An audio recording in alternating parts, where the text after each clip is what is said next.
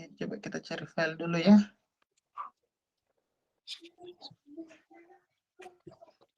Kita baca dari situ saja ya, nanti saya tampilkan PPT-nya Ibu ya. Oke, sabar saya cari ini dulu fileku.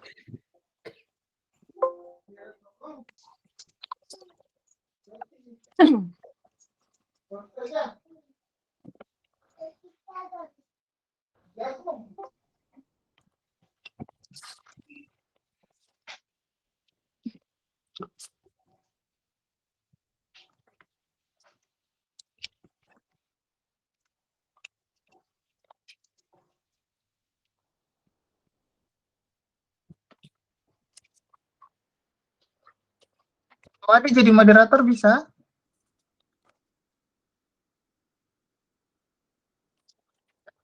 Kayaknya tidak bagus ya dengan. Oke, saya sudah dapat materi Kak. Kita dapat materi kami? Iya, sudah. Oke, kita mulai saja ya. Iya, nanti yang teman yang lain menyusul karena kemarin sudah janjian. Ya, sudah janjian. Kita mulai. Bismillahirrahmanirrahim. Assalamualaikum warahmatullahi wabarakatuh.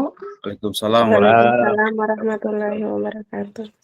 Ya, semangat pagi buat teman-teman semua. Apa kabar kita semua pada pagi hari ini? Bagaimana pinggang dan punggung Anda setelah berkuliah kemarin? Semoga hari ini kita sehat-sehat juga semua ya. Seperti biasa, kita pagi hari ini akan melanjutkan presentasi kelompok. Di mana pada pagi hari ini kita akan membahas tentang pengelolaan limbah. Pengelolaan limbah itu kelompoknya ada 4 orang. Ada dari Ibu Rostiani Takbi, Bapak Zamani, kemudian Ibu Nurmala M. Saleh, serta Ibu Efrianti. Untuk mengefisienkan waktu, kita persilahkan saja kelompok penyaji ya. Waktu presentasi 10 menit paling lama. Nanti kita buka sesi pertanyaan. Sesi pertanyaan pertama yaitu 3 pertanyaan terlebih dahulu. Ya, saya persilakan kepada kelompok penyaji untuk membacakan hasil makalah, hasil diskusi dari kelompok tersebut.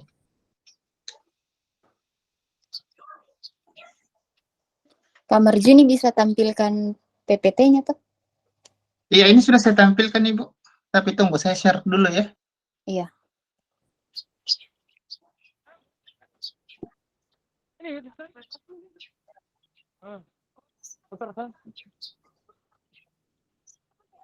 Sudah ya, saya tampilkan. Yes.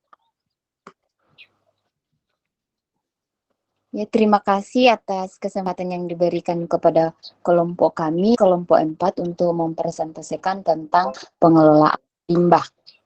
Ya, mungkin kita semua ketahui bahwa kalau kita katakan limbah, ya mungkin yang kita pikirkan itu adalah sampah. Ya, limbah itu adalah berbagai barang ya yang dibuang karena sudah tidak dipakai atau tidak digunakan lagi. Bahasa sehari-harinya kita itu adalah sampah. Oke, kita akan masuk dalam yang pertama itu pengertian pengelolaan limbah. Pengelolaan limbah adalah proses menghilangkan suatu zat yang berbahaya yang dapat merusak lingkungan. Dan tujuan dari pengelolaan limbah itu sendiri untuk menjaga lingkungan dari berbagai macam pencemaran yang terjadi. Kemudian masuk dalam macam-macam pengelolaan limbah itu dibagi 3. Ada pengelolaan limbah padat, pengelolaan limbah cair, dan pengelolaan limbah gas. Kita akan bahas satu-satu ya. Yang pertama, pengelolaan limbah padat. Pengelolaan limbah padat itu ada 4 proses, yaitu yang pertama ada pemisahan. Karena limbah padat terdiri dari ukuran yang berbeda dan kandungan bahan yang berbeda juga, maka harus dipisahkan terlebih dahulu supaya peralatan pengolahan itu menjadi awet. Contohnya ya, jika limbah padat di rumah sakit itu kan harus dipisahkan, misalnya jarum suntik, botol-botol sirup dan ampul itu harus dipisahkan agar pengelolaannya lebih mudah.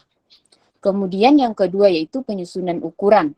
Penyusunan ukuran itu dilakukan untuk memperoleh ukuran yang lebih kecil agar pengelolaannya menjadi lebih mudah.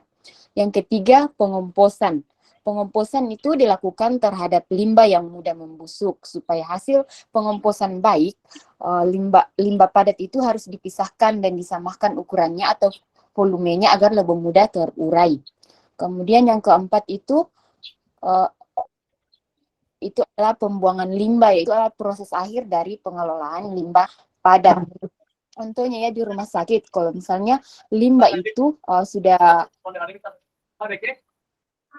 tentunya jika di rumah sakit itu yang terakhir adalah pembuangan limbah, proses akhir dari pengelolaan limbah padat. Proses akhir dari pengelolaan limbah padat itu kan jika sudah dimasukkan dari insinerator, itu bukan berakhir di situ ya, tapi kan ada dari hasil dari insinerator itu berupa debu. Itu akan tidak dibuang di sembarangan tempat, tapi itu akan digali. Kita menggali tanah kemudian mengubur abu itu agar lingkungan tidak tercemar. Slide selanjutnya Pak Ketua. Kemudian pengelolaan limbah cair. Metode pengelolaan air limbah itu ada 4, yaitu yang pertama ada pengenceran, 2 cespol, kemudian ada sumur resapan, dan ada septic tank. Dengan metode pengenceran, air limbah dibuang ke sungai atau danau agar mengalami pengenceran. Dengan cara pengenceran ini, air limbah akan mengalami purifikasi alami ya, atau kemampuan alam tersendiri untuk membersihkan pencemarnya. Jika tidak ada cara lain yang digunakan, salah satunya cara itu pengenceran, cuman pengenceran saja yang dapat dilakukan, maka itu harus memenuhi persyaratan, yaitu air sungai atau danau tersebut tidak boleh digunakan untuk keperluan lain, hanya khusus untuk pengenceran air limbah tersebut, jika tidak ada lagi cara lain kecuali pengenceran. Kemudian yang kedua, ada metode cespol. Bentuk cespol ini menyerupai sumur, dibuat pada tanah yang berpasir agar air buangan mudah meresap ke dalam tanah. Jarak cespol dengan sumur air bersih adalah 45 meter dan minimal 6 meter dari pondasi rumah. Kemudian ada dengan metode sumur resapan. Sumur resapan merupakan sumur tempat menampung air limbah yang telah mengalami pengolahan dari sistem lain. Misalnya dari septic tank. Sumur resapan ini dibuat pada tanah yang berpasir dengan diameter 1 sampai 2,5 meter dan kedalaman 2,5 meter. Kemudian dengan metode septic tank. Dengan metode septic tank ini ada 4 langkah. Yang pertama itu di dalam ruang pembusukan. Di dalam ruang pembusukan ini air kotor akan tertahan 13 hari dan akan mengalami penguraian oleh bakteri pembusuk yang akan menghasilkan gas cairan dan lumpur.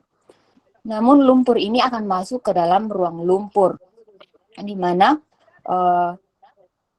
dalam ruang lumpur ini apabila sudah penuh, lumpur akan dipompa keluar, sedangkan cairan ini akan masuk ke dalam dosing chamber.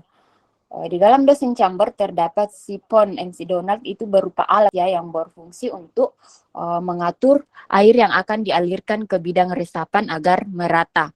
Kemudian ini cairan dari dosing chamber ini akan masuk ke dalam bidang resapan, di mana dalam bidang resapan ini menyerap air yang keluar dari dosing chamber dan menyaring bakteri patogen maupun bibit penyakit lainnya. Kemudian ada pengelolaan limbah gas. Pengelolaan limbah gas secara teknis dilakukan dengan menambahkan alat bantu yang dapat mengurangi pencemar udara. Pencemaran udara. Pencemaran udara sebenarnya dapat berasal dari limbah berupa gas atau materi partikulat yang terbawa bersama gas tersebut. Beberapa cara menangani pencemaran udara oleh limbah gas. Yang pertama itu dengan mengontrol emisi gas buang. Misalnya dari gas sulfur oksida ya dapat dihilangkan itu dari udara. Dari udara hasil pembakaran bahan bakar dengan cara desulfurisasi dengan filter basah. Kemudian yang kedua ada menghilangkan materi partikulat dari udara pembuangan, yaitu dengan cara filter udara. Filter udara ini dimaksudkan untuk misalnya yang partikulat yang ikut keluar pada cerobong agar tidak ikut terlepas ke lingkungan, sehingga hanya udara bersih yang keluar dari cerobong ya. Filter udara ini harus tetap dikontrol. Kalau misalnya filter udara ini sudah penuh, harus diganti dengan yang baru. Kemudian ada pengendap siklon. Pengendap siklon itu adalah pengendap debu. Kemudian ada filter basah. Filter basah ini membersihkan udara yang kotor dengan cara menyemprotkan air dari bagian atas ke alat. Dari bagian atas alat. Kemudian ada pengendap sistem gravitasi. Pengendap sistem gravitasi ini hanya digunakan untuk membersihkan udara kotor yang ukuran partikelnya relatif cukup besar. Cara kerjanya dengan mengalirkan udara yang kotor ke dalam alat, sehingga pada waktu terjadi perubahan kecepatan, kotoran akan jatuh terkumpul ke bawah akibat gaya beratnya.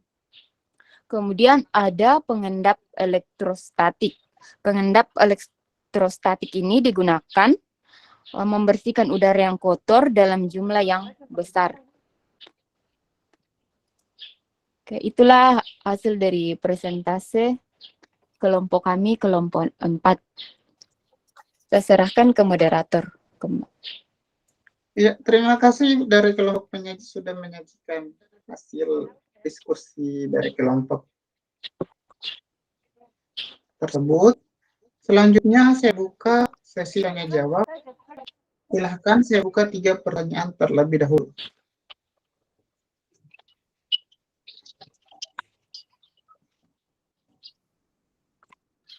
Tapi Pak Moderator, apa pengolahan limbah ini untuk puskesmas juga atau hanya untuk rumah sakit? Ini pertanyaan ya? Tidak, maksudnya mau konfirmasi dulu. Kalau memang untuk rumah sakit saja berarti kita batasi. Hanya ada 1 orang di sini. Oh, iya. Sedikit, saya tambahkan moderator. Sampai saya serahkan dulu sampai ya. Ibu Supriyanti, ini untuk puskesmas atau rumah sakit? Boleh, Pak. Izin menyampaikan. Boleh. Ya, pengelolaan limbah ini juga dikatakan secara keseluruhan. Ya, karena ini menyangkut. Pak Emil bisa di-mute dulu. Sudah saya mute. Pak Ketua. Ya. Untuk pengelolaan limbah ini tidak terkhusus rumah sakit, tetapi secara umum. Oke, Iya. terima kasih. Oke. Ya, Ibu Masmin sudah jelas ya? Iya Pak, ya. Ya. Selanjutnya yang mau bertanya saya buka ya 3 pertanyaan terlebih dahulu.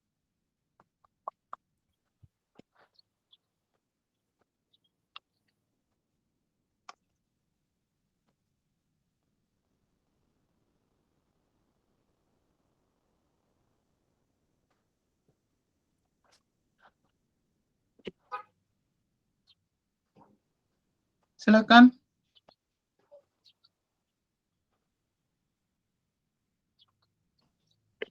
Tidak ada pertanyaan itu. Kalau tidak ada kita tutup ya. Terima kasih. Oke. Assalamualaikum. Oke. Ya, waalaikumsalam. Saya kurang menyimak tadi Bagaimana lagi jalan-jalan ini lihat. tentang IPAL ya. IPAL bukan ya? Iya, IPAL. Iya. Iya. Yang persentase tugasnya di mana? Rumah sakit apa puskesmas?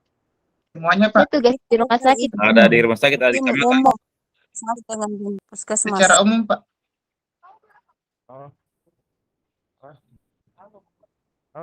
Oke. Kalau di apa namanya RSU-nya itu IPAL-nya apa ya? Pihak ketiga atau diolah sendiri atau gimana? Kalau di puskesmas Oke. Diolah gimana? sendiri, Pak. Kalau di rumah Kalau sakit puskesmas kami, dia Pak, diolah sendiri. diolah sendiri. Tapi kita apa pertanyaan tak, Pak? Kalau puskesmas? Saya mau Pak Emil, kalau tolong puskesmas pertanyaannya yang jelas supaya kami bisa menjawab. Kalau kami bisa jawab, supaya kita di sini kan roomnya diskusi, presentasi. Jadi tolong Pak Emil ke pertanyaannya yang jelas supaya kami bisa jawab. Iya, Pak, suaranya tidak jelas.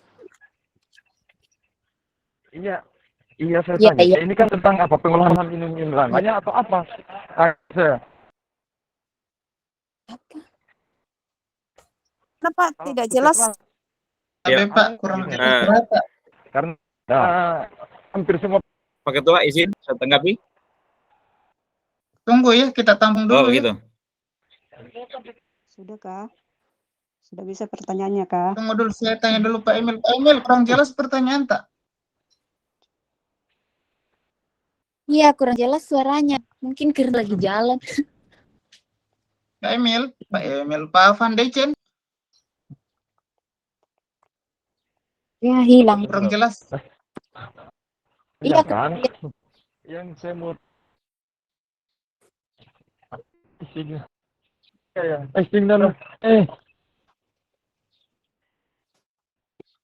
Aduh. Lanjut. Oke, kita lanjut ke pertanyaan selanjutnya.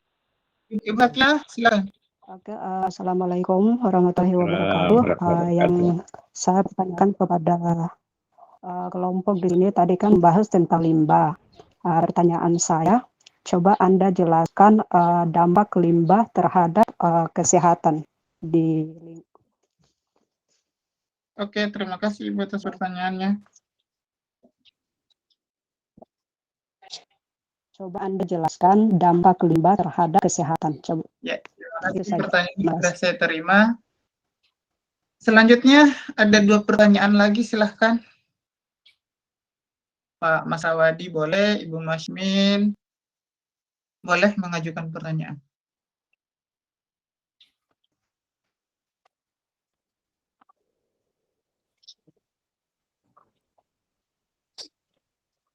Ini tadi Efrianti ada ya.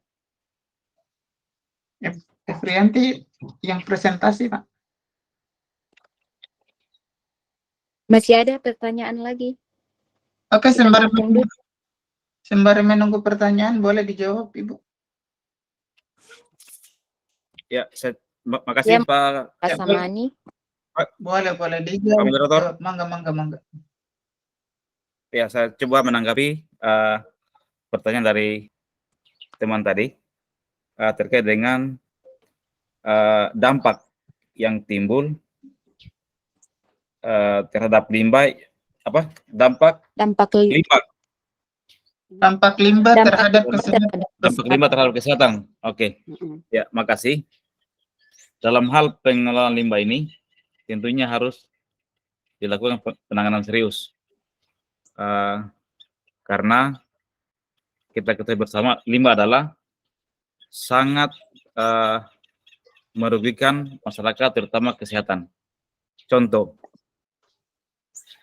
misal di rumah tangga, jangan dulu kita masuk di rumah sakit, di rumah tangga, ketika limbah kita buang sembarang,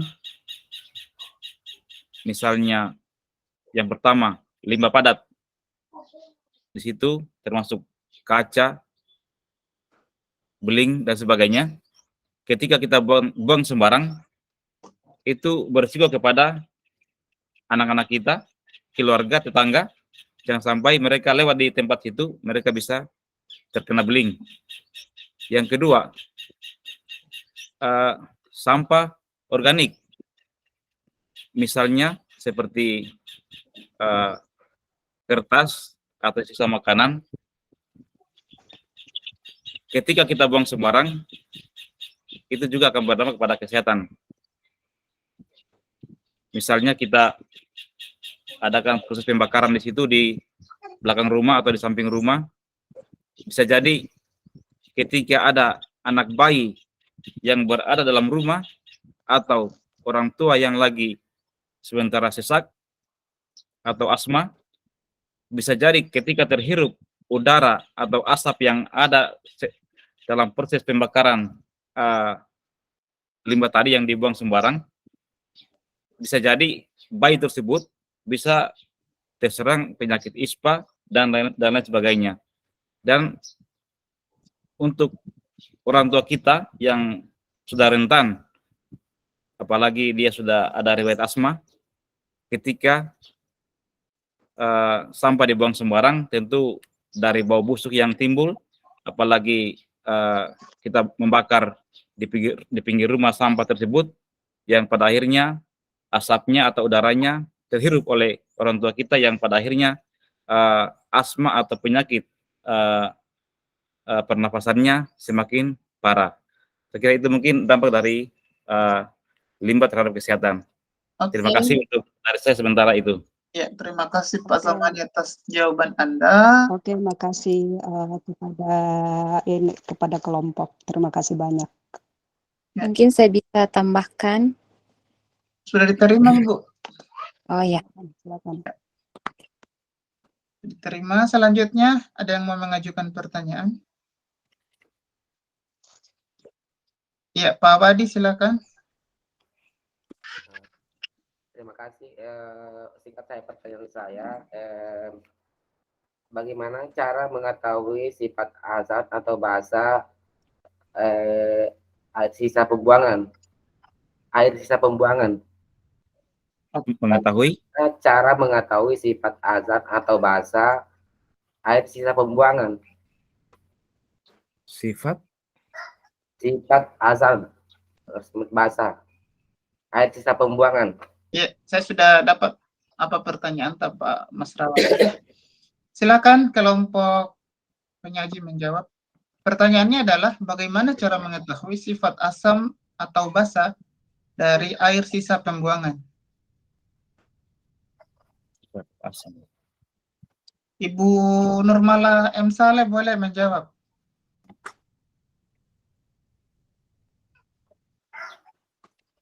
Ibu Nurmala, apakah ada di tempat? Mohon maaf ya, saya ini baru bergabung, soalnya baru datang dari gunung. Iya, Jadi diterima maafnya. mohon maaf sebelumnya, karena saya kan berkecimpung di puskesmas, kemudian saya di bagian KIA, Kesehatan Ibu dan Anak. Jadi saya tidak begitu menguasai tentang pengolahan limbah ini, ya. Tapi mungkin untuk mengetahui itu semua kita perlu melakukan tes, di mana tidak bisa tidak serta-merta bahwa kita melihat dari limbah tersebut, hanya melihat saja, lalu kita bisa mengetahui apakah itu bersifat asam atau basa. Jadi mungkin perlu dilakukan tes fisik limbah tersebut sehingga bisa diketahui apakah limbah tersebut bersifat asam atau basa. Juga kita bisa mungkin melihat dari baunya, ya, dari bau dari limbah tersebut. Bisa juga mungkin dilihat dari warnanya, warna limbah tersebut, apakah dia asam atau basa. Mungkin barangkali teman DFRI bisa menambahkan. Ya, makasih. Oke, terima kasih atas tanggapan dari Ibu Nurmala. Bagaimana Ibu Rostiani? Adakah tanggapan atas pertanyaan itu? Ibu Rostiani Tabe jawab. Ya, itu mungkin seperti disampaikan tadi teman saya. Kita juga kayak kami di tempat, karena kami di rumah sakit, itu tadi sudah dijelaskan dengan Ibu yang baru menjawab, Ibu Nurmala, sama ya. Jadi memang limbah itu kita tidak bisa bedakan itu basa atau asam hanya dilihat dari bentuknya saja dan aromanya, maksudnya baunya. Seperti kami di atas kan tidak ditahu apa basa atau Oke, terima kasih. Saya sudah dapat tangkap poinnya. Ibu Efrianti mungkin ada Iya, terima bagaimana tanggapan tak? kasih. Karena Coba kita saya sebagai tambahkan tenaga sedikit. K3 ya. Mungkin kalau untuk mengetahui apa tadi? Cara mengetahui sifat asam atau basa dari limbah cair ya? Air sisa pembuangan. Iya. Itu dengan apa indikator yang dapat digunakan itu dengan mengukur pH ya. Misalnya dengan mengukur pH kemudian kita mengetahui bahwa dari perubahan warnanya. Misalnya kalau ada kan basa lemah, juga basa kuat dan asam lemah dan juga asam kuat ya kalau tidak salah. Kemudian kalau netral ada juga. Jadi ada asam kuat, asam lemah, netral, basa lemah dan basa kuat. Kalau misalnya netral itu ya dia warna hijau ya. Di rentang pH-nya itu. Kemudian kalau asam kuat merah. Kalau basa lemah biru yang dimana rentang pH dari netral itu 7. Kemudian rentang pH dari asam kuat itu di bawah 3. Kemudian asam kuat itu di bawah 3. Kemudian rentang pH dari basa lemah itu antara 8 sampai 11. Ya, mungkin itu saja Pak Ketua.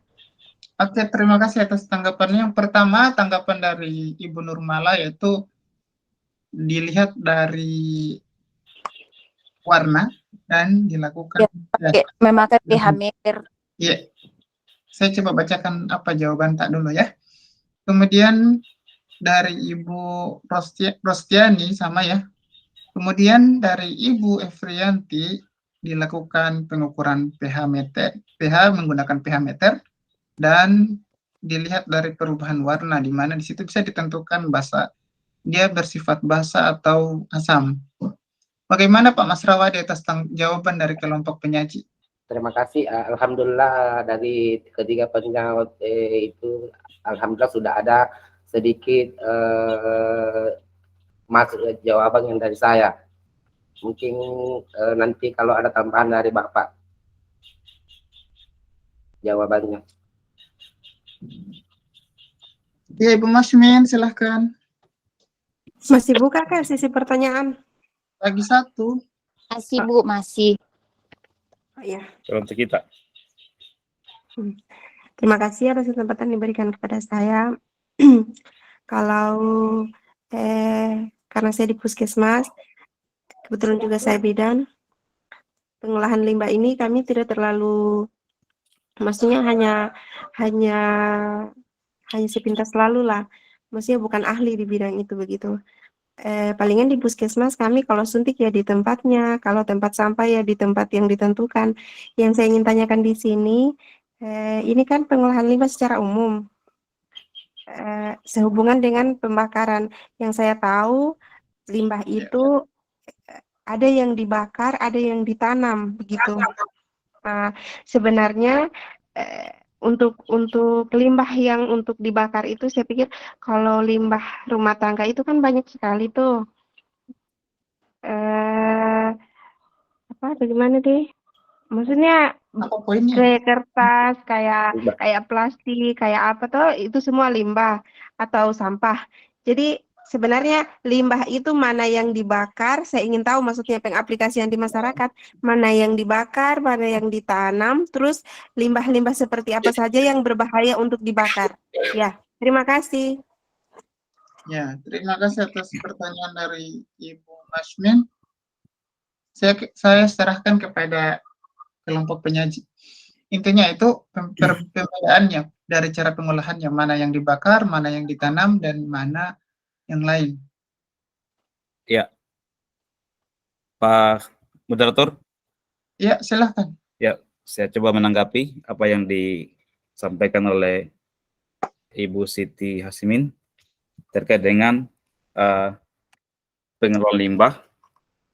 Seperti tadi dijelaskan, limbah ada yang ditanam, ada yang dibakar. Kalau menurut petunjuk itu tidak ada limbah yang ditanam. Karena kenapa? Karena limbah padat itu dia tidak bisa terurai walaupun sudah berpuluh-puluh tahun atau ratusan tahun, dan itu akan mengganggu ketika masa yang akan datang. Misal limbah keluarga tersebut membuang atau pecahan-pecahan beling atau besi yang ditanam tadi, mungkin 1-2 tahun masih aman, tapi ketika 10 tahun ke depan, ketika ada anak cucu kita yang menggunakan lahan tersebut yang tadinya kita jadikan memang sampah atau kita tanam, bisa jadi ketika nanti akan mereka bekerja menggali tanah tersebut, bisa jadi ada risiko luka ketika mereka menggali tanah tersebut. Jadi tidak ada rekomendasi kalau sampah itu ditanam. Sekarang kan sudah ada alat pengelolaan limbah. Bagaimana cara seperti limbah padat atau limbah organik, itu sudah ada aturannya atau juknisnya. Contoh kami di sini di Labuan, itu di masyarakat itu sudah ada yang namanya pemisahan limbah, karena sudah ada yang namanya penampung limbah yang mengelola limbah dengan mesin pengelolaan limbah. Jadi dia sudah pisahkan mana limbah padat, mana limbah organik. Organik kan yang ini, yang seperti kertas atau sayuran yang telah dibuang. Jadi ada alat pengelolaan limbah yang akan memproses limbah-limbah tersebut. Jadi tidak ada rekomendasi, saya minta maaf, tidak ada rekomendasi bahwa limbah tersebut ditanam. Kalau dibakar itu juga sangat berisiko kepada, tadi sudah jelaskan, kepada keluarga dalam rumah. Iya, itu untuk sementara. Oke, terima kasih. Ada yang mau menambahkan anggota kelompoknya?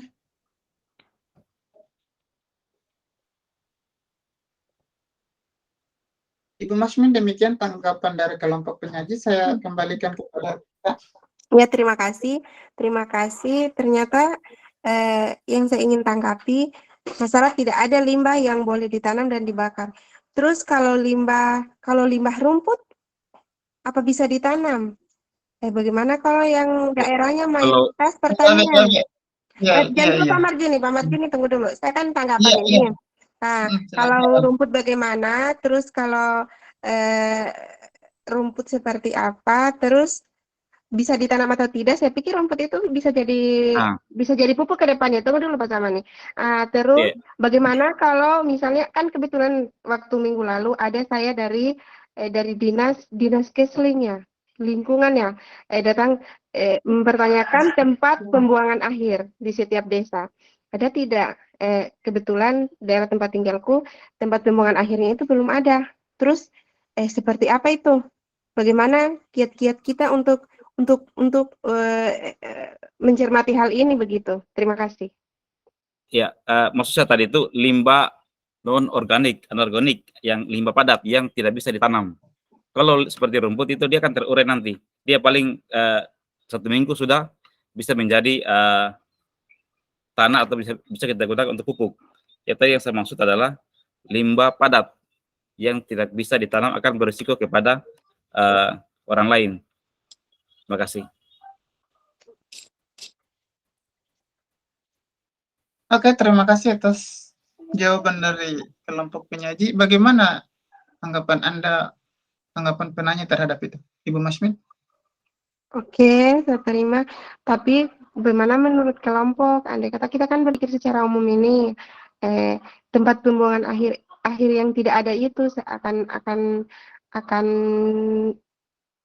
yang kertas saja tidak bisa dibakar itu akan seberantakan apa desa itu yang penuh dengan limbah itu maksud saya. Tapi terima kasih Pak Keting. Oke, terima kasih ya. Jadi sesi tanya jawab untuk sesi pertama sudah selesai. Selanjutnya, adakah yang mau mengajukan pertanyaan lagi?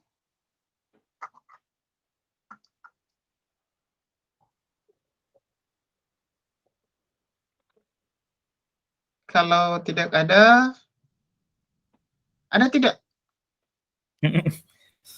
Jangan karena sedang keluar paketing. Memaksa. Umbe. Di bahasa Indonesia ya? Siap. Dilarang pakai bahasa Indonesia. Oke, kalau begitu izinkan saya mengajukan pertanyaan ya.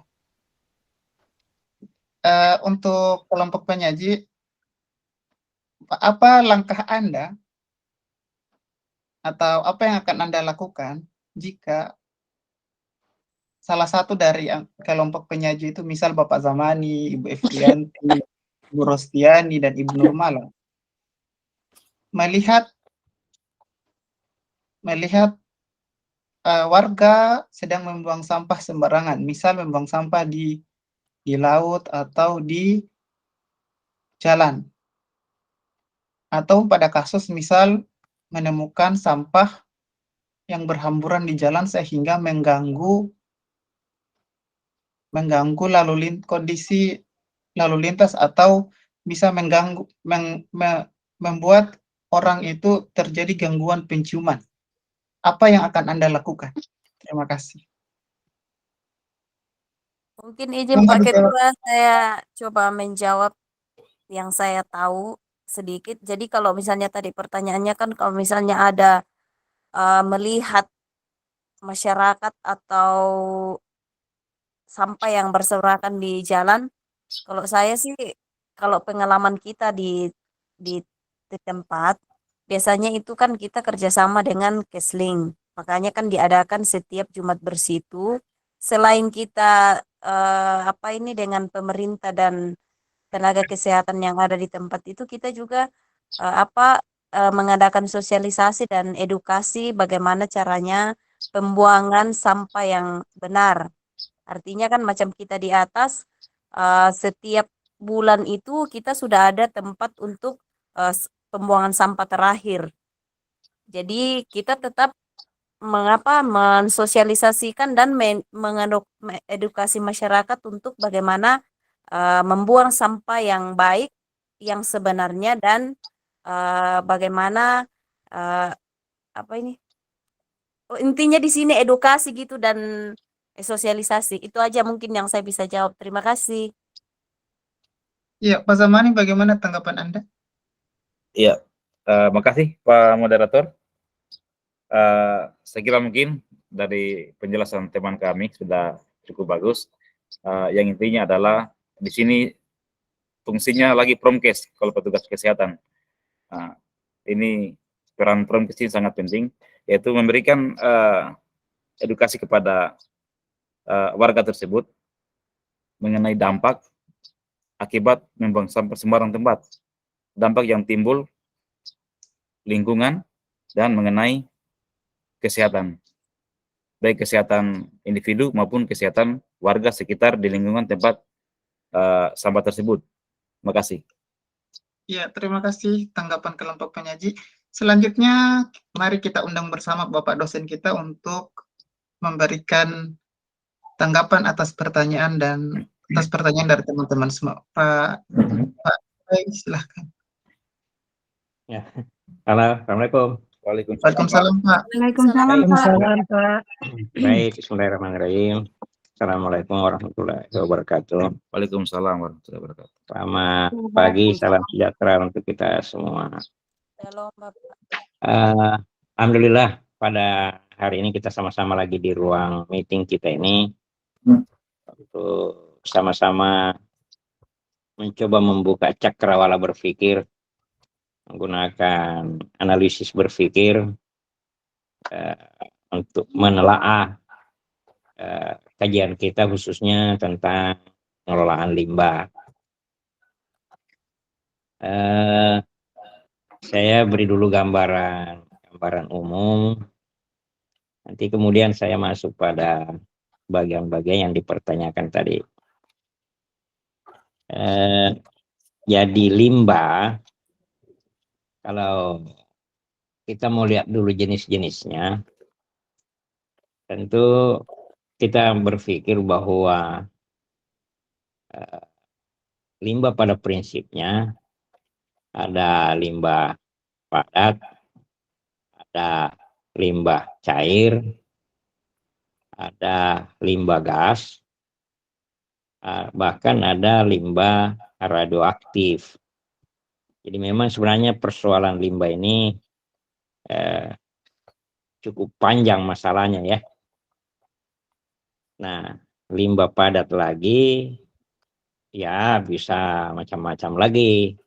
Ada limbah padat yang mudah terbakar, ada sampah padat yang sukar terbakar, ada barang yang mudah membusuk, ada yang dapat didaur ulang, ada radioaktif tadi, ada bongkaran dari bangunan, ada lumpur tanah. Jadi memang persoalan limbah sebetulnya ini cukup panjang ya, dan memang cukup rumit juga. Bahkan sebetulnya kalau kita mau bicara limbah ini harusnya bukan hanya satu kali pertemuan, tapi satu sisi mata kuliah ini sebetulnya kalau hanya bicara limbah. Jadi itu limbah padat tadi. Nah, lalu kita bicara lagi limbah cair. Ada limbah cair yang masih berupa bahan yang bersifat B3, bahan berbahaya dan beracun. Bisa juga dilihat dari segi hasil buangan atau yang sudah dikeluarkan dari aktivitas manusia. Sehingga ada limbah cair buangan rumah tangga, ada limbah cair dari buangan industri atau pabrik. Ya, itu semua menjadi dalam bentuk cair. Ada lagi limbah dalam bentuk gas. Ada gas yang dihasilkan oleh industri. Ada gas yang dihasilkan oleh aktivitas kendaraan bermotor. Ada lagi gas yang dihasilkan oleh aktivitas kehidupan sehari-hari, misalnya semprot nyamuk apa segala itu yang menumbuhkan gas, itu juga menjadi masalah juga. Lalu ini masih jenis-jenisnya dulu ya. Jadi memang kalau kita mau lebih lengkap pemahaman harus dikaji itu secara global dulu, secara umum dulu bentuknya. Nah, lalu kemudian di samping bentuknya harus juga kita kaji bagaimana sumbernya. Limbah padat ini sumbernya dari mana saja? Dari kendaraan bermotor, dari industri, dari rumah tangga, dari aktivitas masyarakat di tempat keramaian, tempat-tempat umum dan sebagainya. Itu juga adalah bagian dari pengkajian tentang pengelolaan limbah. Nah, lalu secara umum mekanisme pengolahannya itu dia adalah ada pemilahan dulu. Nah, untuk terjadi pemilahan harus ada menyiapkan tempat sampah yang sudah terpilah-pilah, artinya sudah terbagi-bagi jenis limbahnya. Nah, memang ini satu juga persoalan besar ini karena kita ini kadang-kadang hanya mengatakan ada limbah cair, ada limbah padat. Limbah padat lagi ada organik, ada anorganik, ada limbah infeksius. Ya paling itu yang kita lakukan. Padahal pengelolaan limbah tidak sesederhana itu sebetulnya ya. Sederhana. Nah, lalu kalau sudah ada upaya untuk memilah, tentu harus lagi mengamankan tempat menyimpannya itu. Jadi ada pemilahan, ada tempat penyimpanan atau pembuangan sementara. Jadi ada menyimpan untuk sementara. Jadi ada wadah yang disiapkan untuk penyimpanan sementara setelah dipilah. Itu pun bukan hanya memberikan label, tetapi harus tadi mengusahakan supaya limbah-limbah yang kemungkinan menimbulkan bau itu harus tertutup. Limbah-limbah yang kemungkinan akan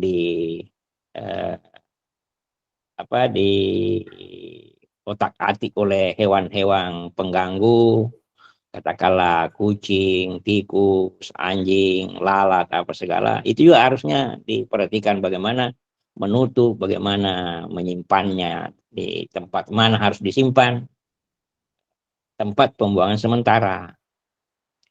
Nah, di dalam tempat pembuangan sementara harus juga dipikirkan berapa lama sih sampah yang ada di tempat yang sudah dipilah tadi itu diendapkan di situ, disimpan di situ, lalu diangkut. Karena boleh jadi ada limbah yang tidak bisa disimpan terlalu lama meskipun sudah dipilah tadi. Misalnya ada limbah buangan dari cucian ikan, ada limbah dari cucian beras, ada limbah dari sampah sayur-sayuran dan sebagainya.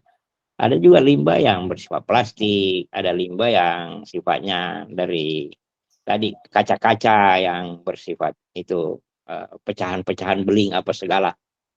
Maka itu semua harus dipertimbangkan di mana tempat menyimpannya, berapa lama disimpan di tempat pembuangan sementara, baru diserahkan lagi ke yang mengelola sampah atau membuang ke tempat akhir. Nah, pengangkutan sampah juga ini menjadi masalah juga. Kenapa harus dipertimbangkan? Karena ada sampah yang tidak boleh berserakan baunya. Bahkan ada sampah yang bisa menimbulkan gas, dan kalau tercium oleh orang yang dilewati oleh sampah tadi pada waktu diangkut, itu bisa membahayakan manusianya. Nah, lalu penanganan juga untuk mengangkutnya ini harus orang yang punya keterampilan khusus untuk itu. Kenapa? Karena yang mengelola untuk mengambil dari tempat pembuangan sementara dari masing-masing tempat pembuang sampah atau penghasil sampah, itu juga harus menggunakan prosedur keamanan bagi mereka, menggunakan APD yang sesuai dengan limbah apa yang mau dikelola, limbah apa yang mau diantar, limbah apa yang mau diangkut. Termasuk kendaraan pengangkutnya juga harus dipertimbangkan. Seperti apa pengangkutannya itu, berapa lama di perjalanan dan sebagainya kalau tempat pembuangan sampahnya agak jauh. Nah, lalu di tempat pembuangan akhir lagi, ya itu macam-macam lagi kegiatan. Boleh jadi ada yang ditimbun, boleh jadi ada yang ditutup, ada di landfill, boleh jadi ada yang harus diinsineratorkan. Ya itu juga harus dipertimbangkan lagi. Nah, selain itu, di tempat pembuangan akhir juga harus dipertimbangkan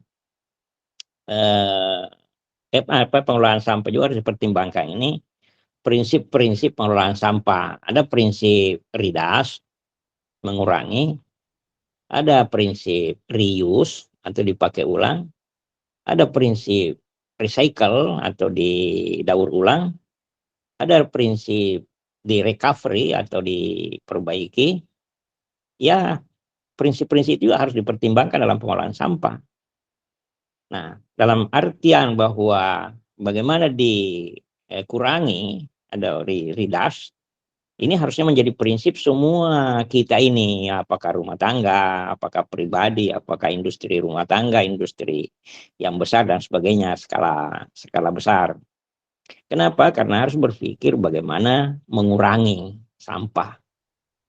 Karena awalnya semakin banyak yang dihasilkan, sampah yang dihasilkan, tentu semakin besar pekerjaan kita.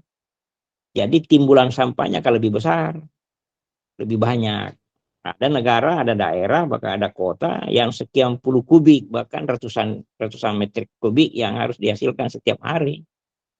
Nah, jadi itu harus muncul di pikiran kita bagaimana meridas, bagaimana mengurangi.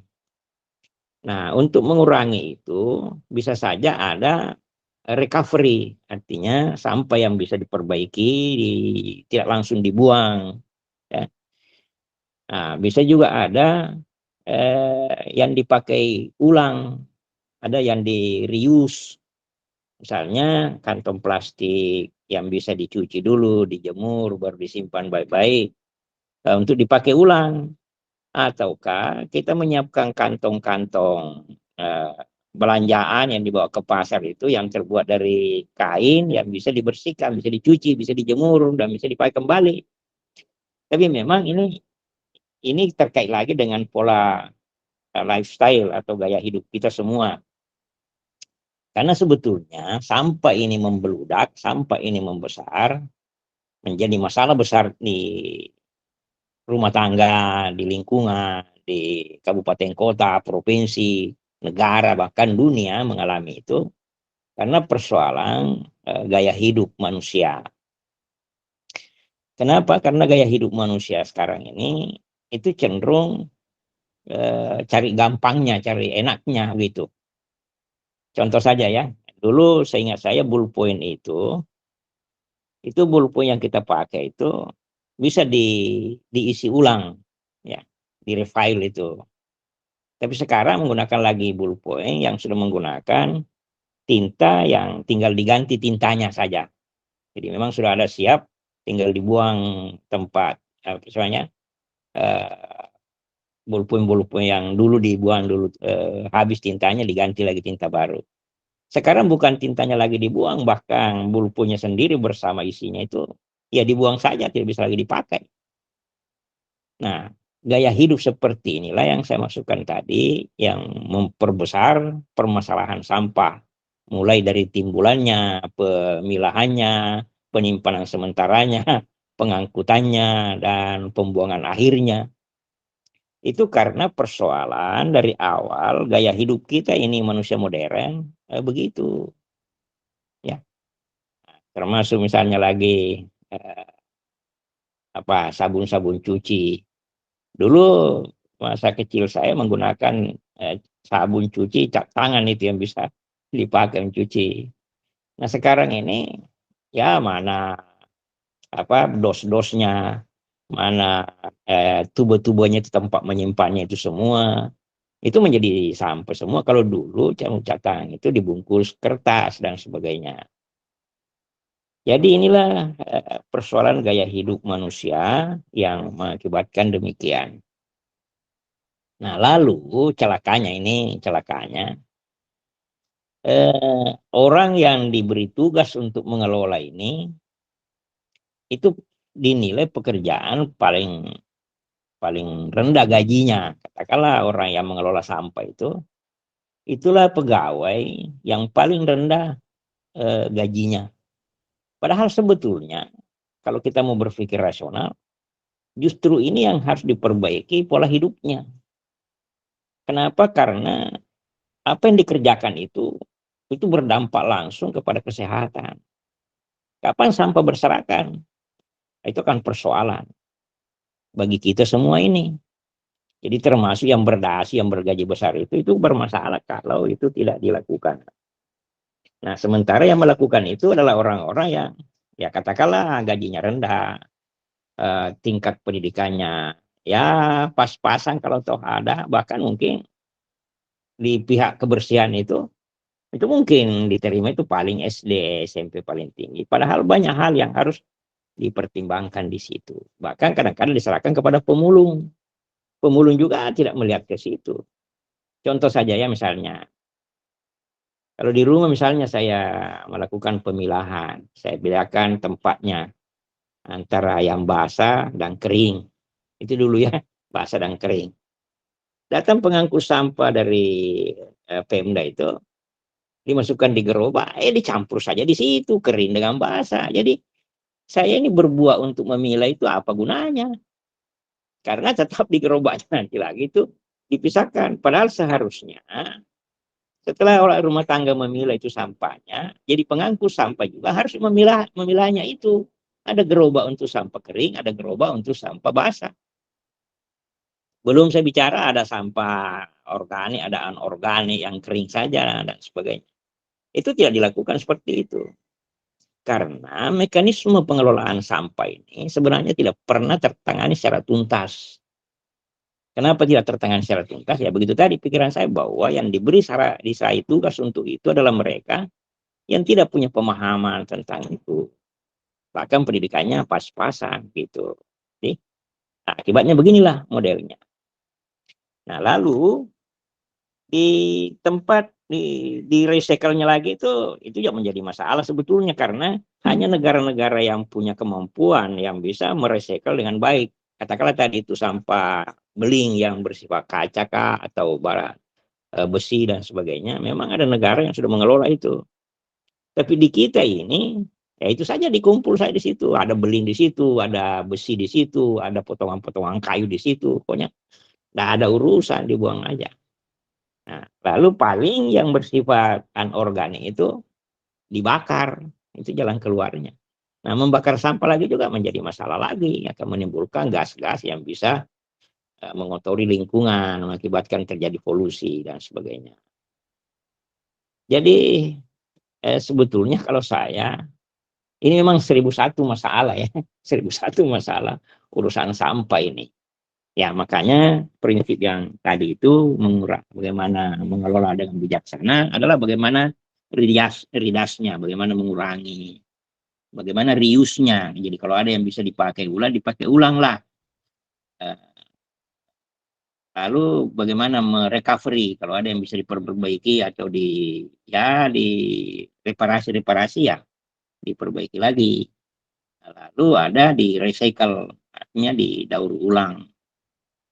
Nah, inilah sebetulnya yang harus dilakukan secara keseluruhan, secara bersama-sama oleh seluruh warga negara kita ini, termasuk kita semua yang ada di sini, di ruang meeting ini untuk itu.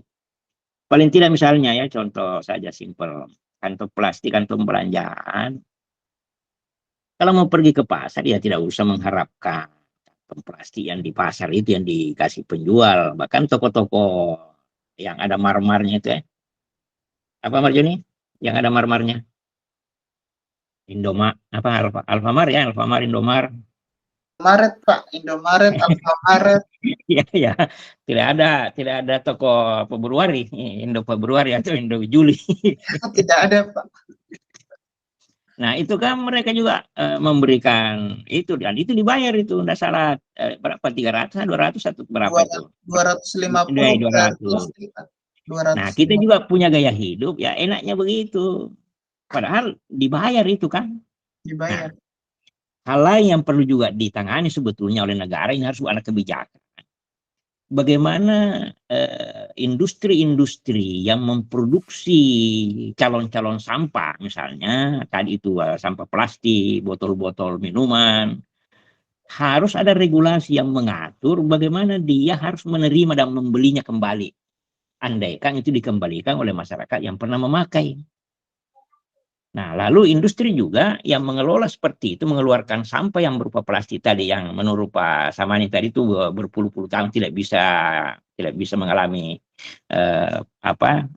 perubahan bentuk, merasakan mekanisme alam, tidak bisa diurai oleh makhluk. Itu yang menyiapkan alat untuk mendaur ulang itu. Jangan enaknya menerima keuntungan dari sampah plastik, sementara sampah plastik tidak mau diterima risikonya. Jadi kalau dijual oleh masyarakat, ya Tuhan harus beli. Dan setelah Tuhan beli harus merubah ulang, artinya merecycle itu, mendaur ulang. Nah, inilah yang tidak ada di negeri kita ini, karena kebijakan-kebijakan itu hampir semuanya berpihak kepada, apalagi istilahnya Pak? Kaum berdasi, kaum berjubel. Ya, kalau yang berduit itu istilahnya itu apa yang pengelola-pengelola industri yang besar itu, ya itu hanya berpihak ke sana, sementara tidak berpihak ke masyarakat. Andai kan misalnya diberikan aturan bahwa ketika ada kantong plastik yang dijual oleh orang dalam keadaan bersih, Anda harus beli. Nah, tentu harus dia mengusahakan, ya, tidak bisa hanya memproduksi sampah saja lalu tidak mau menanggung risikonya, termasuk botol-botol aqua, botol apa segala macam itu harus dia beli, botol yang berupa besi-besi kaleng tipis itu, minuman kaleng harus dia beli itu. Nah, ini yang tidak ada di aturan negara kita, sehingga ya kita ini berbusa-busa tiap hari ngomong tentang sampah, bicara tentang sampah, semua diedukasi, semua di macam-macamnya. Tapi tindakannya tidak ada, karena tidak signifikan hasilnya. Kenapa? Karena tidak ada aturan yang memberatkan kepada penghasil. Ya. Padahal seharusnya yang penghasil dulu harus ditata baik-baik, jangan kita ini masyarakat kecil yang itu. Nah, lalu tadi ada pertanyaan-pertanyaan tentang bagaimana sampah yang bahasa-bahasa tadi itu, saya kira cukup tadi Efrianti itu bahwa itu harus memang diukur pH-nya dulu. Lalu bisa juga dilihat dari segi warnanya. Ada sampah yang berwarna ke coklat-coklatan, ada yang sampah berwarna kemerah-merahan, ada yang ke kuning-kuningan, dan sebagainya. Itu semua berkaitan dengan logam apa yang bercampur di situ. Misalnya kalau dia itu kecoklatan, itu biasanya sampah atau limbah cair yang bercampur dengan humus tanah dari tanin atau darah-darah getah-getah tumbuhan atau lignin dari zat kayu itu yang mengalami dekomposisi, itu biasanya kalau menjadi limbah cair itu coklat nantinya. Nah, kalau ada limbah yang bercampur dengan logam, misalnya Fe, besi, itu biasanya berwarna kekuning-kuningan. Kalau ada limbah cair yang bercampur dengan Mn, magnesium itu biasanya berwarna abu-abu. Kalau ada yang bercampur dengan karbonat, kalsium karbonat, itu biasanya berwarna hijau-hijau. Nah, lalu ada yang warna merah biasanya, itu karena plankton, ya, ada ziano. Atau di situ bercampur di situ sehingga berwarna merah dan sebagainya. Nah, lalu tadi kan sekarang kalau dia bersifat cair, untuk tahu pH-nya, ya bisa juga dilihat dari situ. Kalau dia bercampur dengan logam apa, dia menjadi basa kah atau menjadi asam kah. Tapi ya lebih bagus kalau digunakan alat pendeteksi pH. Nah, jadi kapan lebih tinggi dari 7, maka itu adalah asam. Kapan lebih rendah dari itu, maka dia menjadi basa. Basa lebih tinggi dari 7 ya? Iya, Pak. Basa. Lebih tinggi dari 7? Basa itu 7, Kak, lebih di atas 7, Pak. 7 sampai ke atas, ke atas basa. 7 ke atas. Kalau asam di bawah 7. Ya, oke. Nah, itu harus dideteksi di situ ya untuk menentukan. Nah, persoalannya ketika itu terjadi limbah cair khususnya, makanya tadi saya bilang yang menangani itu harus juga dilengkapi dengan alat pelindung diri. Kasihan kalau ada limbah di situ yang asam, tersentuh tangannya karena tidak menggunakan sarung tangan, ataukah di situ ada yang asam kuat menghasilkan bau, tidak ada penutup hidung, kan orangnya bisa bermasalah. Nah, itu semua adalah problematika. Makanya tadi saya bilang 1001 masalah sampah yang terjadi di negara kita ini. Bahkan dunia memang disibukkan dengan itu. Yaitu sementara kalau saya bisa berikan gambaran secara umum bagaimana sebetulnya sampah ini. Nah, lalu yang tidak kalah pentingnya tadi saya katakan adalah gaya hidup, lifestyle itu.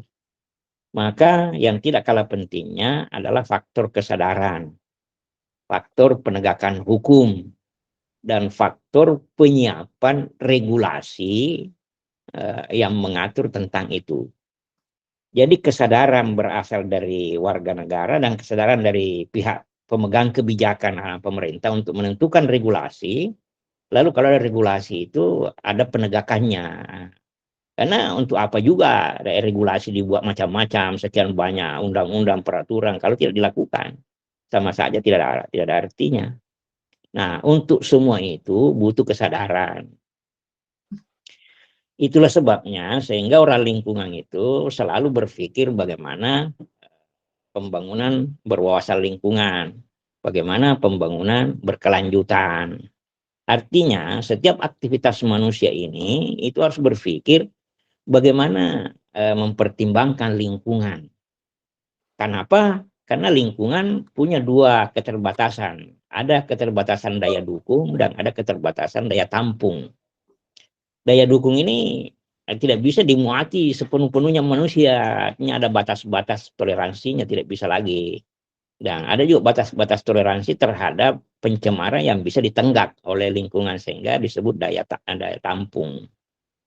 Nah, itu semua harus menjadi pertimbangan oleh pengelola sampah. Nah, meskipun demikian memang sudah ada undang-undang tentang Undang-Undang 32 2009 tentang PPLH, perlindungan dan pengelolaan lingkungan hidup. Tapi itu biasanya regulasi. Penegakan hukumnya ya tahulah di mana-mana penegakan hukum itu menjadi masalah. Terutama penegakan hukum karena sifatnya tajam ke bawah. Bagaimana Pak Juri? Iya Pak, benar Pak. Tajam ke bawah, ke atas. tidak pernah dipakai ke atas. Jadi kalau masih tumpul ke atas masih dipakai ya. Kalau saya di tajam ke bawah tidak pernah dipakai ke atas. Oh iya siap. Bukan lagi tumpul ke atas ya. Kalau tumpul itu masih bisa berfungsi lah, katakanlah kekuatannya hanya kecil, tapi kalau ke atas ya tidak pernah dipakai. Iya. Tumpulnya tapi nah ini persoalan juga ya, persoalan juga. Nah inilah semua makanya tadi saya bilang nih 1001 ini persoalan di urusan sampah. Kalau kita mau jujur mengaku, jujur merenung, mencermati, tetapi harus diingat bahwa sebetulnya membuang sampah, tidak melakukan upaya pembersihan, itu sebenarnya melanggar agama ya. Buktinya apa? Kita ini sebelum salat disuruh berwudu. Kenapa berwudu? Untuk membersihkan. Apa membersihkan itu? Adalah membebaskan diri dari hal-hal yang bersifat najis kah atau yang bersifat terlarang itu. Nah lalu di dalam agama juga ada sikap peduli. Kalau kita peduli pada orang lain, maka sampah jangan dibuang sembarang. Karena bisa merusak orang lain, bisa mengganggu orang lain, bisa mencelakakan orang lain. Apakah langsung fisiknya celaka atau baunya ataukah macam-macam terjadi di situ. Nah, inilah semua yang harus kita sadari. Nah, lalu itulah sebabnya memang di orang-orang kesehatan seperti kita semua ini ada yang menonjol itu prinsipnya adalah preventifnya dan pencegahannya. Nah, jadi saya setuju sekali Anda ini berada pada jalan yang lurus, jalan yang benar. Karena mencegah jauh lebih baik daripada mengobati. Mencegah kan belum sakit, tapi kalau mengobati sudah sakit dan belum tentu sembuh, kan begitu. Nah, cuma sayangnya negara kita ini belum berpihak kepada orang-orang Kesmas ya. Selalu masih cenderung membenarkan orang-orang kedokteran. Iya, kalau banyak sakit, biar berapa banyak dokter, kalau banyak yang sakit tidak bisa ditangani. Tapi orang Kesmas itu berpikir bagaimana supaya orang tidak sakit. Sehingga diberi promosi, edukasi, sosialisasi, supaya mereka paham. Nah, ketika mereka paham itulah mereka bisa melakukan, menghindari terjadinya itu. Nah, termasuk tadi saya bilang sumbernya itu sampah siapa. Nah, kalau sumbernya menghasilkan semua sampah, setengah mati ditangani karena memang setiap hari sumbernya banyak ya, gitu. Oke, saya kira itu dulu sementara. Silakan kita diskusi lagi lebih lanjut kalau ada hal-hal yang ingin dipersoalkan. Jadi butuh kesadaran ya, butuh pemahaman bahwa sebenarnya sampah itu adalah sesuatu yang mau dibuang dan tidak berguna. Kalau dibuang sembarang itu mungkin mencelakai orang, baik dari fisiknya maupun apa, itu berarti kita menyebarkan semacam potensi dosa. Nah, kalau potensi dosa terjadi, tentu di akhir hidup kita nanti ini, khususnya di padang mahsyar di akhirat, akan ditanya, Marjuni, itu kemarin itu pecah belimu itu kenapa kau lempar di tengah jalan, itu anaknya orang nanti atau paku-paku apa segala macam kau buang-buang begitu, nanti ban motornya orang, ban mobilnya orang, gitu ya. Oke. Saya kira itu ya, himbauan-himbauan saya dan muatan-muatan pesan moral saya untuk kita semua. Ya, mudah-mudahan dari kita semua ini mampu mengubah pola pikir dan pola sikap kita untuk menjadikan suatu tekad pada diri kita ini. Bagaimana memulai dari diri kita. Nah, baru kemungkinan menyebar pada orang lain. Dan kita harus berniat bahwa kalau bukan hari ini, bukan sekarang ini, kapan lagi? Kalau bukan kita, siapa lagi? Kalau bukan sekarang, kapan lagi? Ya, itu yang harus kita pegang baik-baik dan berusaha menjalankannya secara tulus dan ikhlas tanpa meminta pamrih. Nah, kenapa? Karena kalau dari diri kita ini, kita semua ini adalah pemimpin. Kullukum ra'in wa kullu ra'in mas'ulun ar-ra'iyati. Semua kita ini adalah pemimpin dan setiap pemimpin akan ditanya tentang apa yang dipimpinnya. Paling tidak kita ini adalah memimpin diri sendiri, memimpin keluarga dan sebagainya. Saya kira itu sementara, Pak Joni, silakan. Ya, Pak. Terlalu panjang ya penjelasannya, Joni? Kayaknya lumayan, Pak. Ya, silakan. Saya mau tanya, Pak, kan kadang-kadang di satu daerah itu tidak ada tempat pembuangan sampah akhir. Kira-kira apa syarat-syarat yang bisa menjadi tempat pembuangan sampah akhir? Oke, jadi ini memang di setiap daerah itu harusnya ada kajian KLHS namanya, kajian lingkungan hidup strategis. Nah, cuma persoalannya KLHS ini ada, tetapi di daerah itu ya saya pikir belum tentu pemerintah daerah paham itu atau pengelola sendiri tidak tahu itu. Ini adalah kajian untuk memetakan suatu wilayah tentang hal-hal itu tadi, termasuk di mana harus ada tempat pembuangan sementara, di mana harus ada tempat pembuangan akhir, bagaimana aksesnya, siapa petugasnya, apa yang dibutuhkan. Nah, ini menjadi masalah lagi. Karena meskipun ada tempat pembuangan yang sudah dikaji misalnya cukup luas, jauh dari masyarakat, mempunyai barrier semacam tumbuhan pelindung dan sebagainya di situ. Tapi ini persoalannya ya itu tadi kembali lagi ke situ. Boleh jadi tidak dilakukan, tidak diapa-apain ya. Aturan tinggal aturan. Nah, kalau dia jauh tempatnya supaya terhindar dari kontaminasi dengan masyarakat, itu aksesnya lagi, jalanan ke sana, alat angkutnya ke sana dan sebagainya. Nah, itu semua memang menjadi problem besar. Nah, sehingga ya ada tempatnya untuk menguburkan misalnya sampah-sampah yang bisa dikuburkan, ada juga tempat untuk mendaur ulang. Tapi kelihatannya ya tempat pembuangan akhir itu paling ada rumah sakit besar yang punya insinerator ya saya kira. Di Makassar sini berapa insinerator? Berapa rumah sakit yang ada insineratornya? Kurang tahu kalau di Makassar, Pak ya. Di Sulawesi lah, katakanlah Sulawesi.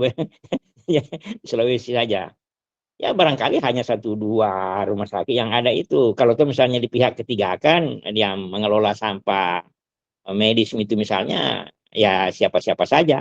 Tentu butuh lagi biaya di situ, dan boleh jadi biayanya tidak tanggung-tanggung sehingga ya begitulah petugas rumah sakit juga di puskesmas itu ya kalau bisa buang saja di situ, kalau bisa dibakar saja di situ.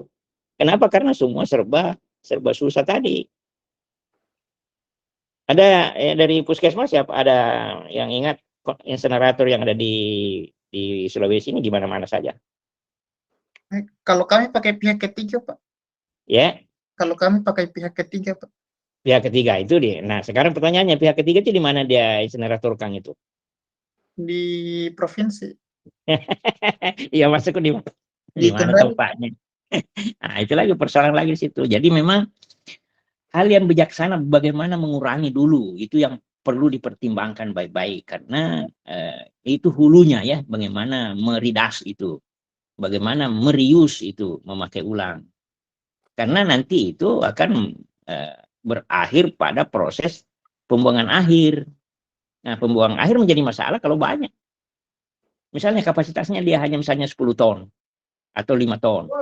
Muncul 20 ton. Bagaimana menangani lagi itu? Itu menjadi persoalan lagi. Nah, makanya orang-orang lingkungan itu lebih berpikir bagaimana meridasnya, bagaimana meriusnya, bagaimana merecovery-nya, hal-hal yang bisa recovery. Nah, nanti ujungnya bisa di-recycle bagi yang bisa di-recycle. Karena itu ya butuh persoalan lagi ya. Oke.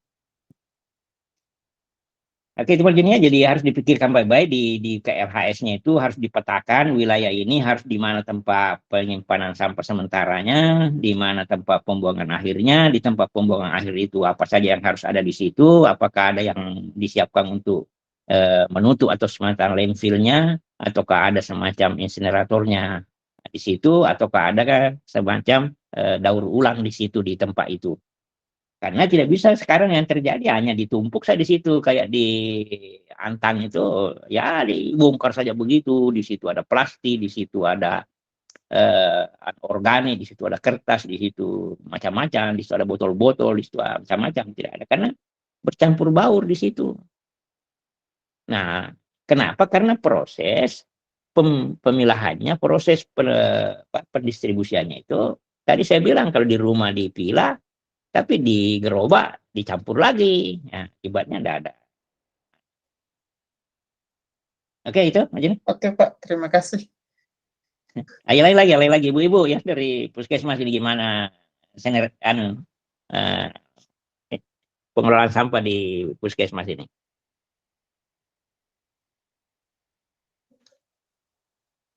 Ibu bidan, perawat, apa segala, silakan.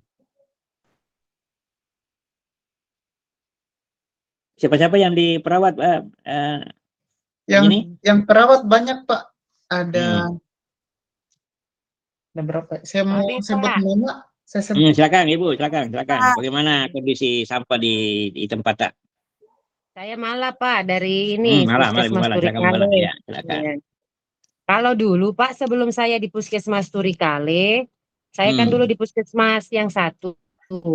Setahu saya ada memang di pihak ketiga kan Pak, ada yang datang menjemput sampah-sampah tersebut untuk diangkut ke tempat yang insinerator yang tadi Bapak maksud itu. Saya juga tidak begitu jelas karena kan kebetulan itu urusannya orang Kesling Pak. Yang saya tahu bahwa sampah-sampah tersebut itu ditimbang kemudian diberlakukan kita pembayarannya seperti itu Pak. Untuk per beratnya kita. Berapa per kilo? Data kita tahu berapa per kilo bayarnya? Kurang jelas. Saya juga kurang tahu per kilo.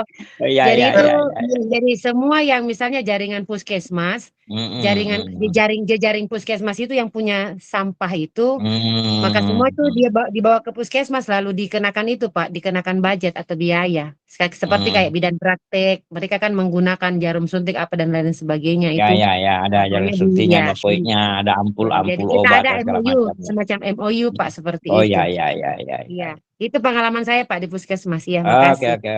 Oke, baik. Nah, itu memang juga dari awal juga harus berusaha bagaimana menangani sendiri di situ karena semakin banyak timbulan sampah yang terjadi, semakin berat kasihan bebannya puskesmas itu. Syukur-syukur kalau anggarannya mencukupi ya Ibu Mala. Ya betul Pak. Dan memang lumayan besar biayanya Pak untuk pengolahan sampah ini. Iya. Baik. Oke, ada lagi lain silakan. Ada orang lingkungan dari puskesmas. Apalagi istilahnya di puskesmas itu yang menangani masalah lingkungan? Kesling Pak. Ya. Orang kesling di lingkungan. Silakan. Ada komentar? Izin Pak, ini perawat. Ya, silakan Bu Rosdiana. Pegunungan Bintang. Kalau yang kami di Pegunungan Bintang itu Bapak, memang kita sudah ada tempat pembuangan sampah terakhir seperti yang dijelaskan tadi dengan pengalaman kelompok saya. Jadi kami di atas itu kalau dipisahkan saja Pak, kalau jarum suntik langsung dibakar di insinerator di di bawahnya rumah sakit itu. Nanti kalau kayak botol impus apa segala macam, itu dia di pembuangan terakhir, tapi seperti mungkin tadi disampaikan Ibu Normala, pembayarannya memang tetap di itu, tapi itu ditanggung Pemda dia, Pak. Maksudnya tidak ada Oh, ya. bebankan ke rumah sakit. Karena itulah ya, mungkin teman-teman perbedaannya kita di tempat lain dengan kami di Papua. Kami di Papua khususnya, mungkin saya di Pegunungan Bintang itu semuanya masih gratis, Bapak. Jadi semua dibebankan ke Pemda. Ya, Jadi syukurlah kalau pembiayaan, Pemda mau menerima beban. ya, jadi mau pembiayaan begitu sampai ini tetap dibebankan ke Pemda masih, Pak. Ya. Oke. Jadi Baik. kita hanya, makanya keseling kita di situ ya sebatas membakar saja di insinerator yang ada di rumah sakit itu. Selebihnya itu diangkut dengan kendaraan dan dibuang di tempat terakhir. Jadi untuk pembiayaannya dan sebagainya itu tanggung jawab Pemda, Bapak. Kalau di tempat saya. Oke. Baik. Ya, saya pikir apa yang kita bicarakan mudah-mudahan ini menjadi bahan pemikiran kita semua, sehingga nantinya bisa menjadi upaya, karena memang dampaknya tadi ada yang mempersoalkan tentang dampaknya, ini memang luar biasa, terutama ketika pengelolaan sampah itu dibiarkan kepada masyarakat untuk dilakukan pembakaran. Nah, mungkin ada baiknya memang juga ini pertimbangan saya, kalau di pihak puskesmas atau rumah sakit atau orang Kesling itu lebih mengupayakan kepada persoalan pengkomposan. Jadi sampah-sampah yang bersifat organik itu bisa dikomposkan. Tapi itu harus memang kerjasama dengan pemerintah setempat lagi, Pemda, bagaimana menyiapkan tempat untuk dikomposkan, nanti komposnya lagi bisa menjadi pupuk. Jadi dari pihak sempadan atau pengelola sampah kerjasama dengan Pemda untuk mengkomposkan, lalu komposnya itu disalurkan kepada para petani ataukah pengelola pertamanan di kabupaten kota. Nah, itu siklusnya itu harus juga memang ditata dengan baik, bagaimana mekanismenya supaya sampah-sampah organik yang bisa dikomposkan bisa menjadi pupuk, dan kalau terjadi ada pupuknya bagaimana menyalurkannya ke tempat itu sehingga bisa dimanfaatkan. Jadi sebetulnya kita ini punya negara kita ini luar biasa potensinya, tinggal bagaimana mengelolanya dengan baik. Nah, itu yang dibutuhkan. Dan saya pikir di Indonesia ini yang punya pemikiran dan punya konsep tentang itu sebenarnya banyak sekali, tidak sedikit orang cerdas kita, orang pintar kita. Tapi ya bagaimana menjalankan itu, ya itu yang susah itu sebetulnya, di situ masalahnya. Saya kira itu Marjuni yang bisa kita bicarakan pada hari ini. Ya, Pak. Atau masih ada pertanyaan, silakan. Ada pertanyaan? Silakan. Siti, Bu Siti, silakan. Oh, iya Pak. Terima kasih Pak. Sebenarnya kebetulan saya juga masuk terlambat karena jaringan Pak. Saya kalau di tempat saya dari perawat Pak. Kalau di tempat puskesmas saya bekerja itu masalah sampah tuh amburadul Pak. Itu tidak karuan-karuan. Di mana tempatnya? Di Seram bagian timur Pak. Oh, Seram timur. Jauh Pak. Iya, ya? masih pedalaman Pak. Iya. Sebenarnya tadi saya mau tanya bagaimana cara melakukan pengolahan sampah yang benar Pak. Tapi sebelum saya tanya tadi Bapak sudah jelaskan. Ya. Jadi alhamdulillah ya. Soalnya sampah, iya. Tapi mungkin ada kiat-kiat apa yang Bapak yang ingin Bapak sampaikan buat kami Pak. Soalnya amburadul Pak, tidak karuan-karuan Pak. Terima kasih Pak. Baik, terima kasih. Ibu siapa lagi, Siti lengkap? Siti Tuanaya, Siti Hadijah Tuanaya. Oh iya, ya baik. Tadi yang terlupa untuk menjelaskan itu masalah sampah yang berbentuk limbah cair itu memang membutuhkan proses, tidak langsung dibuang ke lingkungan. Tadi ada dari pemateri tadi itu langsung dibuang ke lingkungan. Sebetulnya limbah cair yang ditengarai mengandung bahan-bahan yang bersifat racunkah atau yang mengandung deterjen apa segala macam, itu harusnya mengalami dulu proses penetralan. Jadi harus dinetralkan dulu, baru dibuang ke lingkungan, dibuang ke sungai kah, dibuang ke parit kah, atau apa yang jelas dibuang ke lingkungan. Nah, proses penetralan juga ini harus disesuaikan dengan kondisi limbah itu sendiri. Misalnya harus ada diendapkan, harus ada diencerkan, harus ada yang diklorinasi. Nah, nanti setelah encer baru dibuang.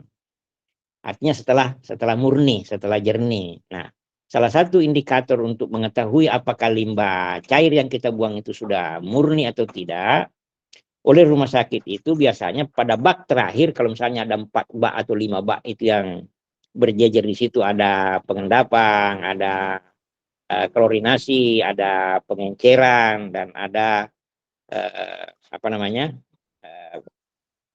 sebelum dibuang itu ada lagi bak pengujian. Nah, bagaimana mengujinya itu? Biasanya di bak itu dipelihara ikan-ikan kecil. Nah, jadi bagian dari hasil proses pengolahan tadi itu, dari klorinasi, pengendapan, pengenceran, itu disalurkan sebagian ke bak pengujian. Nah, di situ biasanya ditempatkan ikan-ikan kecil. Dalam arti kata, ketika ikan kecil itu ada yang mati, maka itu menandakan bahwa air limbah yang kita mau buang ke lingkungan itu belum netral. Kenapa? Karena tingkat sensitivitasnya ikan kecil itu jauh lebih tinggi dengan ikan besar. Sehingga kalau ikan besar sebagai alat ujinya, itu menandakan bahwa betul-betul sudah dalam kondisi netral airnya itu, limbahnya baru bisa dibuang. Nah, saya pernah berkunjung ke salah satu pabrik sasa yang ada di Jawa Timur itu saya akui bahwa proses pengolahan limbah cairnya itu luar biasa. Karena kalau saya tidak salah ingat, ada 5 bak di situ, 5 bak tentang prosesnya itu. Jadi limbah industri pabrik pembuat bumbu sasa itu ada 5 bak pengolahannya di situ. Nah, terakhir di situ kita temukan, kita lihat ikan yang dipelihara di situ. Dan celakanya kalau pihak pengelola lingkungan yang menangani lingkungan di pabrik sasa itu menemukan 1 ekor saja yang mati. 1 hari itu langsung briefing, itu dipanggil semua itu pengelola lingkungan di situ, yang sanitariannya itu, untuk dipertanyakan bagaimana itu mengolahnya.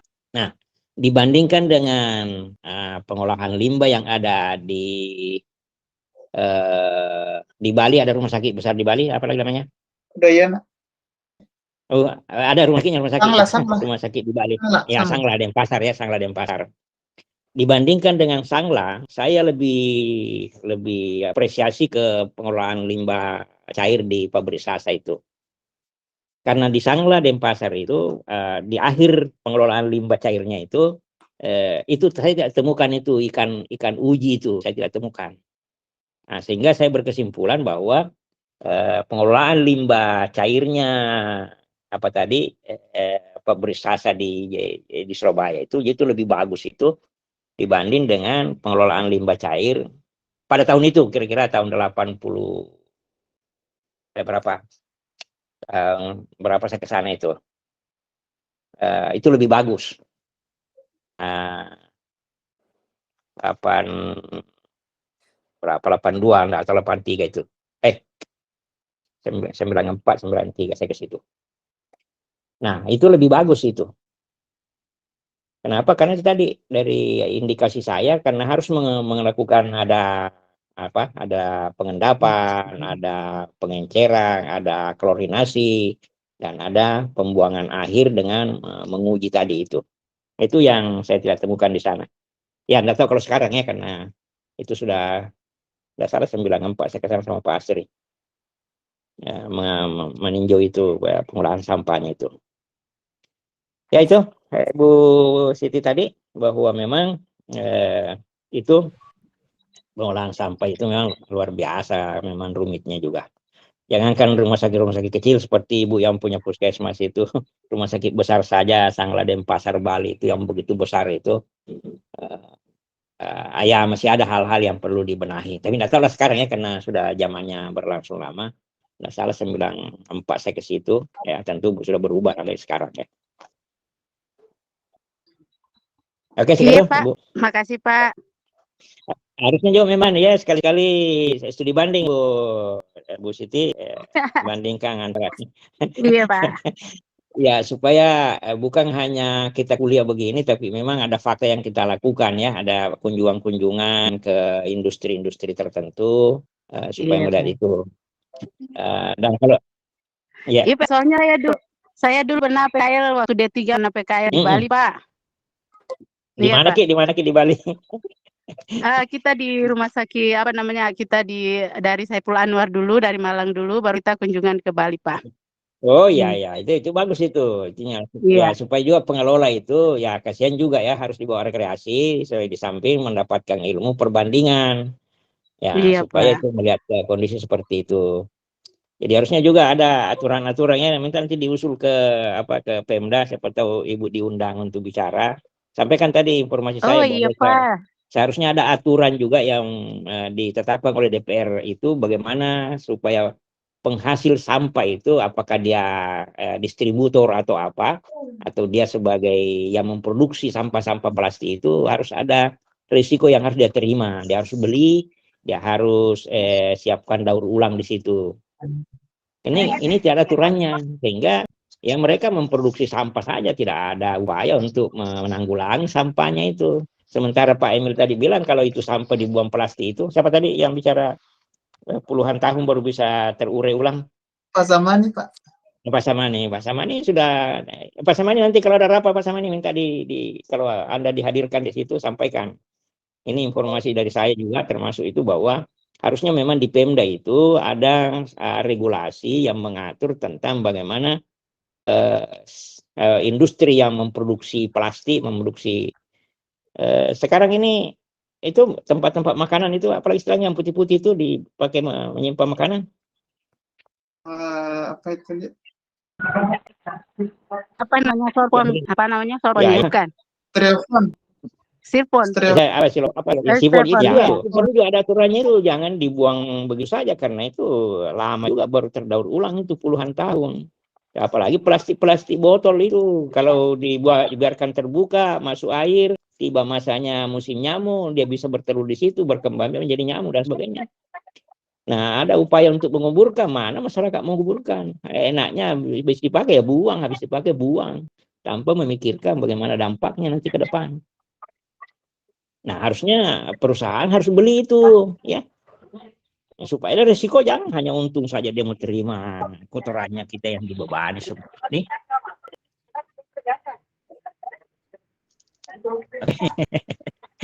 ini kompor ya, orang Kesmas ini supaya orang Kesmas juga bersuara ya gitu. Oke, sekian itu ini Bapak Ibu sekalian, kalau sudah tidak ada kita akhiri. Ya, boleh. Kalau sudah tidak ada. Oke. Mil, bagaimana Mil ini? Mungkin bagaimana sampah laut ini di Mil?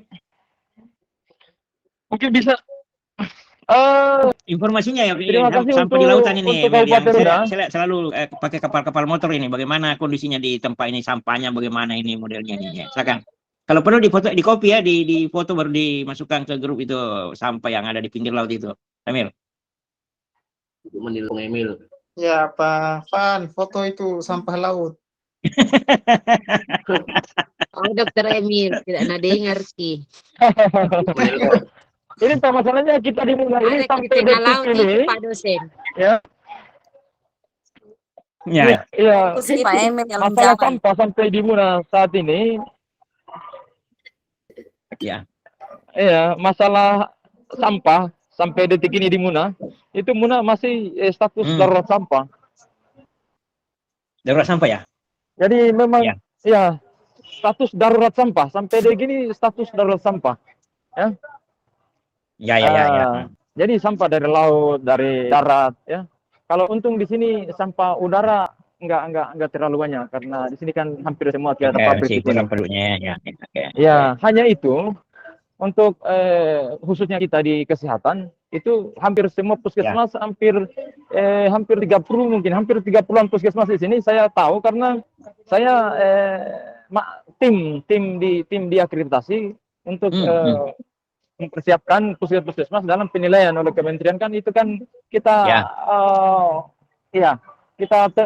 kita bimbing ya mulai dari apa namanya sampai ipalnya itu kita telusuri kita cari ternyata hampir semua puskesmas bukan hampir semua puskesmas itu ya belum memiliki sistem ipal ipal yang bagus jadi masih bercampur yang sampah ini hanya di kelompok memang sudah ada pengelompokan di tempat-tempatnya sampah limbah padat, limbah cair, sampah medis non medisnya sudah. Cuman ya kalau sudah diangkut ya disatukan lagi kan gitu. Ya. Nah, itu tadi saya bilang. Jadi kami dari tim hanya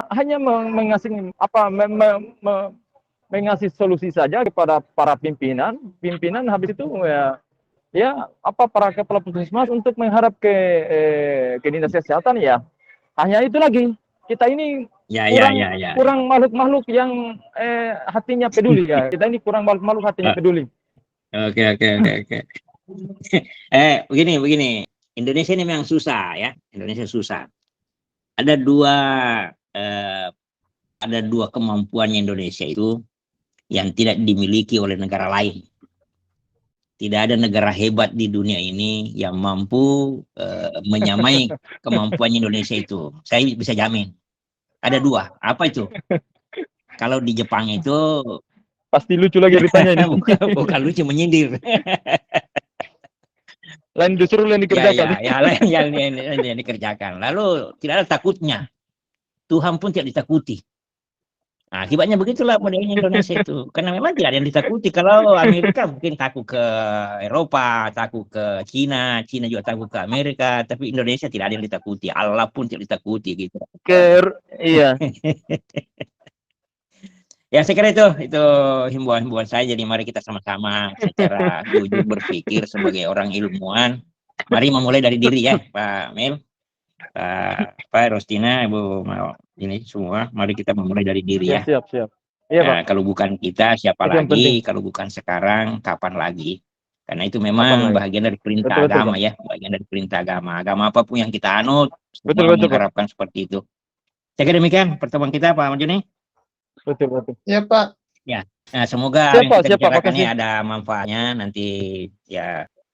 Amin. Tinggal kita sudah berniat untuk memperbaiki ya minimal diri kita ini, semoga hamba yang lain juga tetap tergugah hatinya untuk melakukan itu, sehingga kita sama-sama meninggalkan kesan baik pada warga negara kita, termasuk anak cucu kita ini jangan diwarisi kerusakan lingkungan yang begitu parah, disisakan sampah yang tidak terurai, sampah plastik ya kata Pak tadi bahwa ada ratusan tahun baru bisa terurai kembali. Ya, oke. Saya kira demikian untuk saya Pak Jini. Untuk saya akhiri dengan alhamdulillah wassyukurillah, terima kasih atas segalanya. Kalau ada sumur di ladang boleh kita numpang mandi, kalau ada umur kita panjang insyaallah kita ketemu dengan suasana yang lebih akrab, lebih amin. Assalamualaikum warahmatullahi wabarakatuh. Waalaikumsalam warahmatullahi Terima kasih Bapak. Yo, terima kasih. Pak Marjuni tutup, Pak Marjuni. Pak. Ya, Pak Marjuni Terima tutup. kasih banyak Pak. Ya, sama-sama Bu, sama-sama semua ya. Selamat Ki. Selamat. Oke, terima kasih buat partisipasi dari teman-teman semua hari ini. Setidaknya hari ini kita dapat pencerahan tentang pengolahan sampah ya. Pesannya satu, mulai dari diri kita bisa meminimalisasi penggunaan pengurangan sampah dari diri kita sendiri.